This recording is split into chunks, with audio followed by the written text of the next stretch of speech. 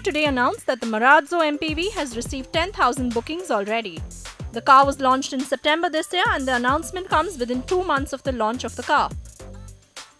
The company had launched the car at a starting price of 9,99,000 rupees, going all the way up to 13,90,000 rupees. The waiting period for the Marazzo depends on the variant that you opt for.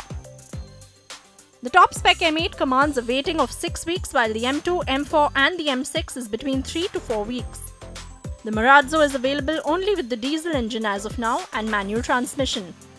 The company is mulling plans to bring out a petrol variant as also an automatic.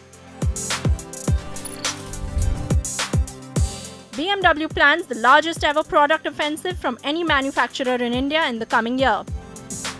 2019 will see the introduction of a slew of new products that BMW expects will really fire up the market and help strengthen its position in the premium car space. The plan is to bring 12 model launches to India next calendar year from the BMW brand, and 2 additional new models also from Mini. The motorcycle side of the business will also see 2 all-new models being added in. The new 3 Series will be on its way, while the other cars include the X4 and even the X2. The big news here is that the company plans to bring its flagship SUV, the X7, to Indian shores next year.